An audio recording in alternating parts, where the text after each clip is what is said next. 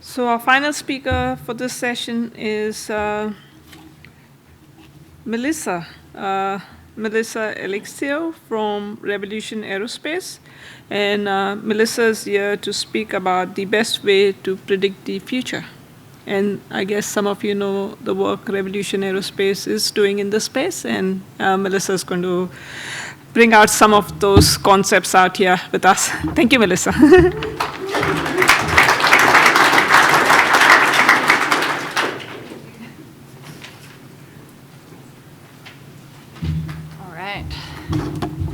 Thank you all. So good afternoon, and as you know, my name is Melissa Alexiou. I'm the Head of Strategy and Marketing at Revolution Aerospace.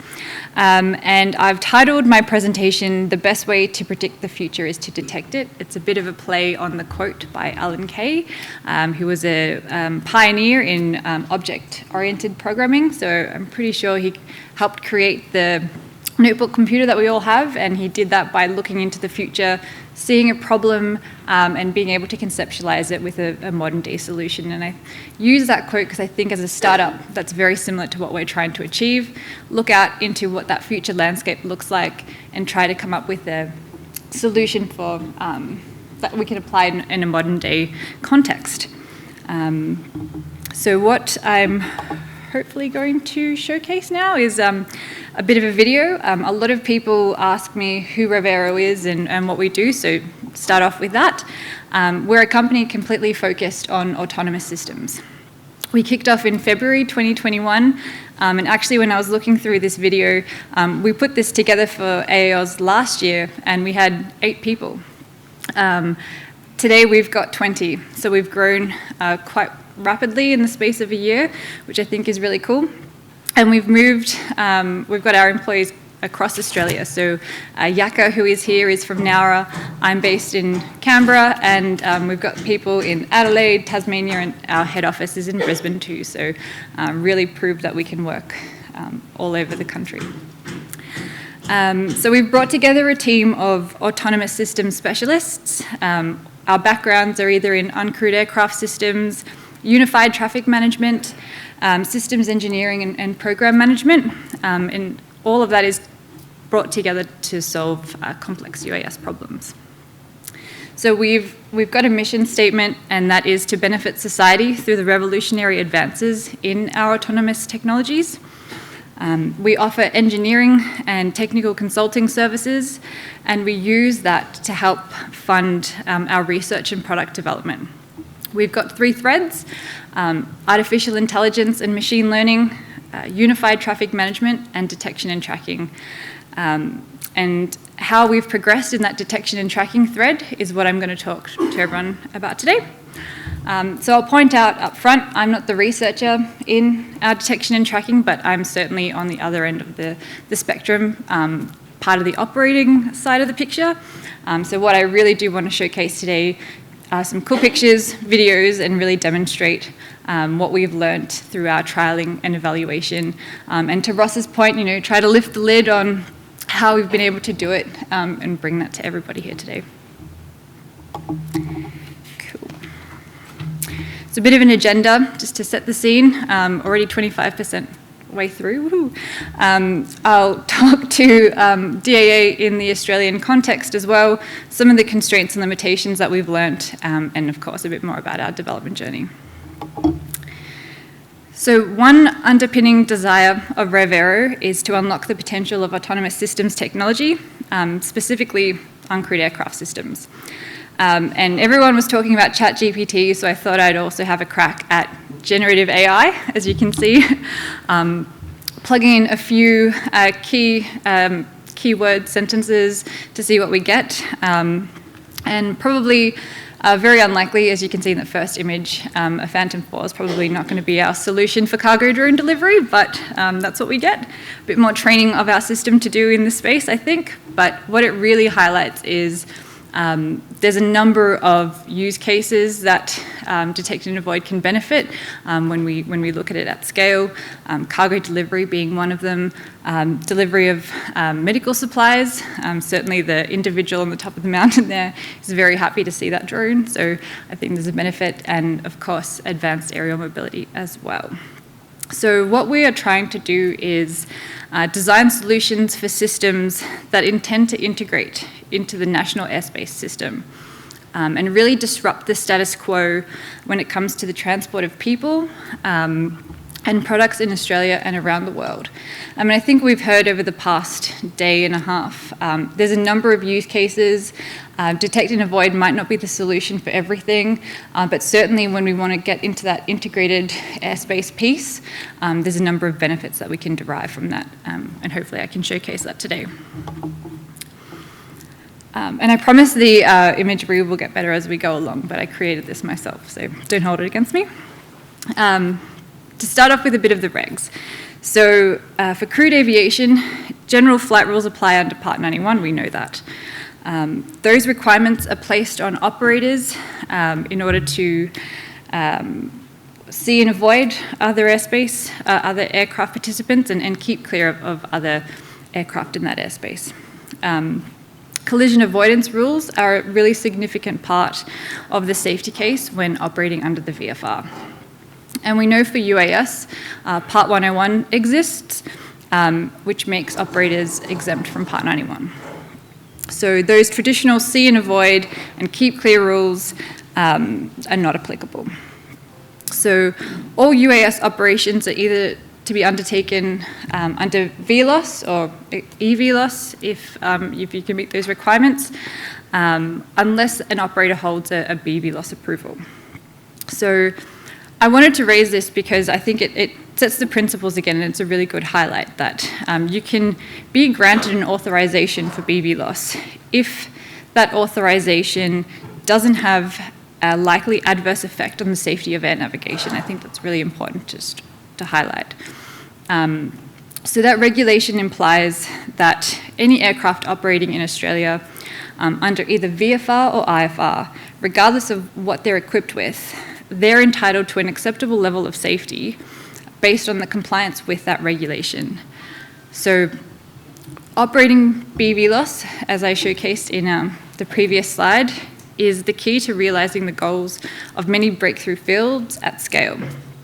But fundamental to trying to achieve that is making sure that any UAS that operate BVLOS are not introducing a safety implication, and that we can safely deconflict and preserve the safety of the airspace.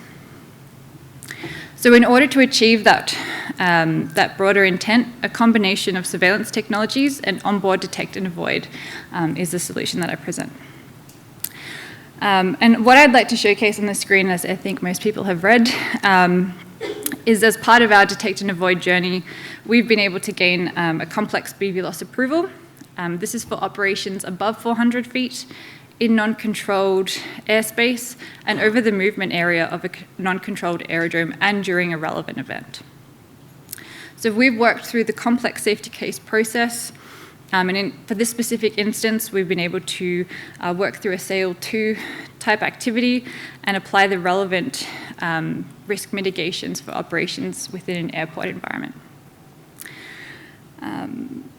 So as we iterate through our future trials, these safety cases are going to get more complex as our operations get more complex, and we'll use these processes to learn and iterate as we go through.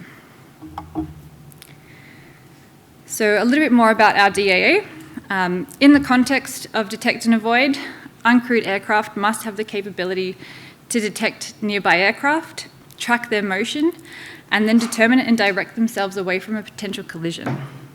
So until that technology is widely adopted, enabling these activities, we recognize that operators and the regulator have to work together to conduct that consultative process and risk assessment process for the approval. So at Rovera, we have a team that work on this daily. We're working through that both in a civil and military context. But again, we also recognize that until a detect and avoid technology and system is adapted, that system will help remove a lot of the operational limitations and overly conservative separation requirements that are currently applied to enable operations. And so as we heard yesterday, the estimate for recreational drones in Australia exceeds 2 million, which I thought was quite an impressive stat. It's certainly a large number.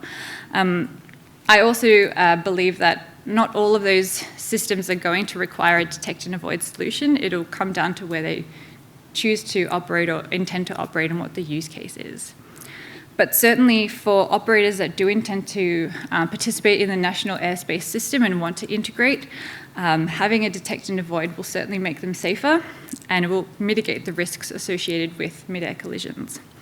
So what you can see, or what you did see hopefully, was our detect and avoid prototype payload identify a helicopter in quite obscure airspace, and it was able to identify its direction, where it was going, and in the next video I'll show some of the maneuvering guidance that we've been able to work through as well.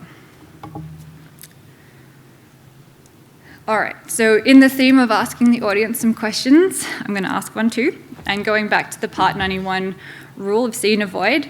When was the last time anyone flew an aircraft and was actually able to spot a drone? Oh, we have to hear about this. That's one. And according to Angus's presentation, there were 150 near encounters in 2019, so that's interesting. I'm very keen to learn more about what you spotted and how close you were and where you were flying. But also to give some context as to our development activities. Back in December last year, my role was to actively fly toward one of our M600 drones. So we undertook flight trials in Cloncurry, Queensland to test our prototype. This was at the Kinetic Flight Test Range. These trials consisted of a series of encounters with both cooperative and non-cooperative intruder aircraft. And we covered a number of different approaches as well. So part of my role was to be the navigator in that aircraft and fly within the Cloncurry circuit area purposefully toward our M600, which for those that have seen an M600, it's about 10 kilograms. So in my flight profile, I had an idea of where that drone was. I had an ADS-B paint. We had a UAvionics ping attached to our drone, so we could see it at all stages of the flight. Throughout the entire flight, for those that can see from that picture, I couldn't visual the drone at all, despite knowing exactly where it was. However, our drone was able to detect my aircraft, and it did provide maneuvering alerting guidance to the remote pilot to safely maneuver the RPAS away from us. So I'm just going to play another little video that summarizes the Cloncurry trial, and I'll talk over it as it plays. But to give you some more of an understanding of our payload, it utilizes cameras as its sensor to detect those nearby aircraft. Through the research, trials and testing that we've conducted, we've also come across a number of challenges that do impact the system's response time and overall accuracy. That includes things like camera stabilization, management of atmospheric environmental conditions. So as you saw in the previous video, foggy days can really impact the system's ability to detect other aircraft in that airspace. Cloud also has that same effect. The sensor performance and different targets and background characteristics, the lighting, motion, clutter, targets of non-interest. People have asked me, how does it detect or differentiate cars on the ground if it's operating near a road? Even when we were operating in Cloncurry, that's an airport environment. There were other aircraft parked on the apron, and our system was able to pick that up. So things like that, we have to continuously train our system to ensure that those targets are the ones that we want to see and avoid because they present a safety risk. So we've implemented our own detection and tracking algorithm. We train the system in-house. We use a detection frame rate using computer vision, image processing, and machine learning. We've integrated all of the hardware components onto each of our drones. And we're very focused on minimizing size, weight, power, and cost in an easy to mount and install payload. That's very important because there's a variety of platforms that we know may require this.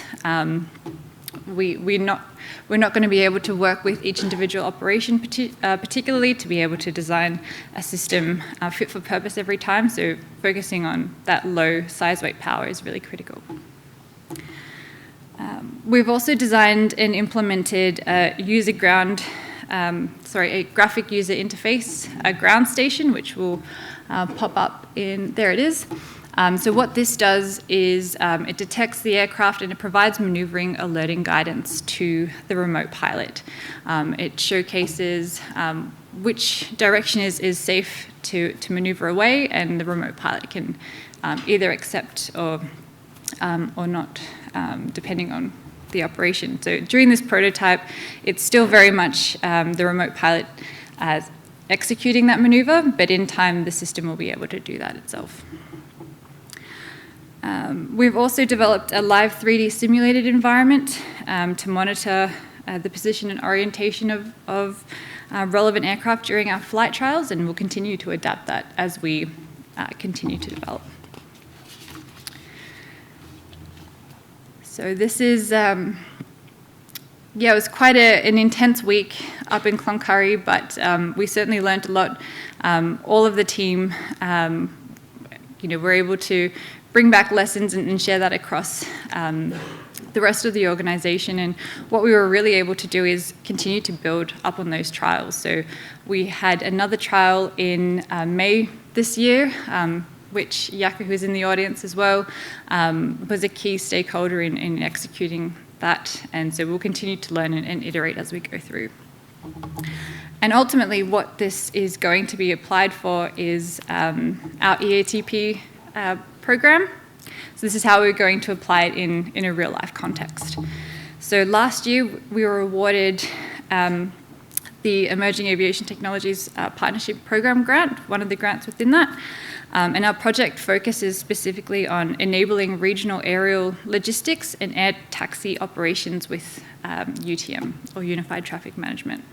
So as part of that project, we're leading a consortium of world-recognised industry partners in the emerging aviation technology sector. So Thales, who you heard Craig speak to yesterday, gave a really great presentation of some of the systems that we'll be able to utilise through this trial, as well as the trusted autonomous systems. So bringing together detect and avoid, unified traffic management, and uncrewed aerial vehicle-based cargo delivery, we'll be able to showcase and demonstrate the entire system from start to finish. So what we intend to do is, over an 18-month period, demonstrate how we can distribute people and cargo at scale. So as I mentioned, the first stage of that project was the initial flight trials in May. So that built on some of the trials that we undertook in December. And that was really stress testing a lot of the things that we'd previously learned.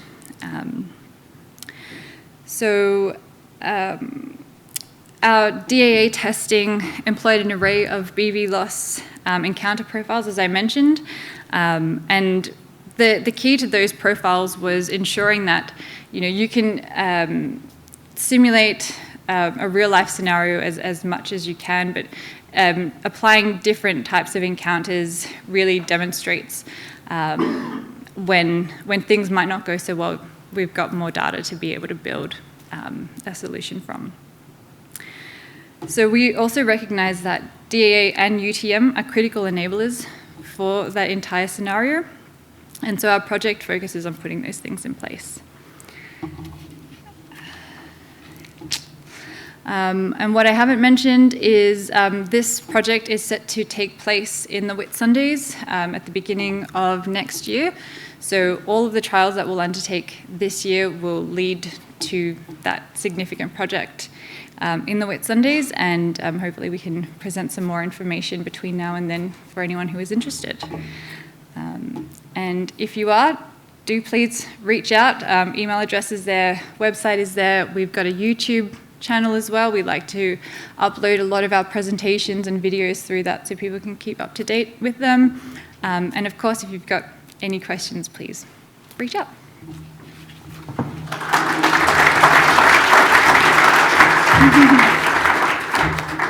Thanks, Melissa. I'm sure seeing Melissa's presentation has got some of you thinking, definitely me. There's a lot of questions and a lot of involvement and evolution happening in DA because it's a very, I don't know if new is the right word, but it's definitely a business or arena of the RPAS industry, which is, there's lots happening. But anyways, we might have time for one, if not two, questions. So if you've got something for Melissa, yes, please put your hand up.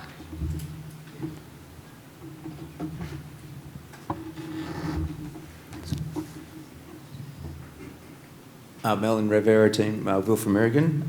Great work on the critical enabler for I guess, the industry. Can you tell us, with the collision avoidance manoeuvre guidance, is it vertical, lateral, or both? At the moment, it's still very much lateral. We have, in our trials, applied a vertical and lateral separation as an additional buffer as part of our air risk process.